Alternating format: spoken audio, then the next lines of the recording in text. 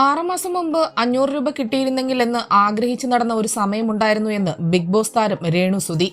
മക്കൾക്ക് എന്തെങ്കിലും വാങ്ങി നൽകാൻ ആരോടെങ്കിലും കടം ചോദിക്കേണ്ടി വന്നിട്ടുണ്ട്. എന്നാൽ ഇന്ന് തനിക്ക് അതിന്റെ ആവശ്യമില്ല. കോടികളില്ലെങ്കിലും ആരുടെ മുന്നിലും കൈനീട്ടാതെ തന്റെ കുഞ്ഞുങ്ങളുടെ കാര്യങ്ങൾ നോക്കിപ്പോകാനുള്ള വരുമാനം തനിക്കിപ്പോൾ ഉണ്ട്. ബിഗ് ബോസിന് ശേഷം തന്റെ ജീവിതത്തിലുണ്ടായ മാറ്റങ്ങളെക്കുറിച്ച് ഹൃദയം തുറന്ന് സംസാരിക്കുകയാണ് രേണു സുധി.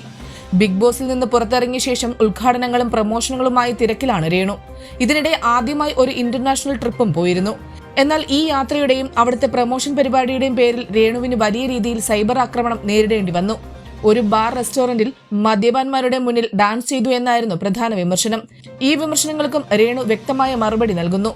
താനൊരു കലാകാരിയാണ്. പാട്ട് പാടുന്നതും ഡാൻസ് ചെയ്യുന്നതുമൊന്നും ഒരു തെറ്റല്ല. അതൊരു ഫാമിലി ബാർ റെസ്റ്റോറന്റ് ആയിരുന്നു. താൻ തന്റെ മൂത്ത മകനോടും കുടുംബത്തോടും പറഞ്ഞിട്ടാണ് പോയത്. അവർക്കില്ലാത്ത എന്ത് പ്രശ്നമാണ് മറ്റുള്ളവർക്ക്. സുധിച്ചേട്ടൻ ഗൾഫ് പ്രോഗ്രാം കഴിഞ്ഞ് വരുമ്പോൾ മക്കൾക്ക് സമ്മാനങ്ങൾ കൊണ്ടുവരുമായിരുന്നു. അപ്പോൾ അവരുടെ മുഖത്തുണ്ടാകുന്ന ഒരു സന്തോഷമുണ്ട്. ഇന്ന് തനിക്ക് അവർക്ക് ആ സന്തോഷം തിരികെ നൽകാൻ കഴിയുന്നുണ്ട്.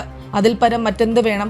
തനിക്കിപ്പോൾ ഡിമാൻഡ് ഉള്ളതുകൊണ്ടാണ് ആളുകൾ പ്രോഗ്രാമുകൾക്ക് വിളിക്കുന്നതെന്നും അതുകൊണ്ട് തന്നെ പ്രതിഫലം ഉയർത്തിയിട്ടുണ്ടെന്നും രേണു സുധി അഭിമുഖത്തിൽ വ്യക്തമാക്കുന്നു.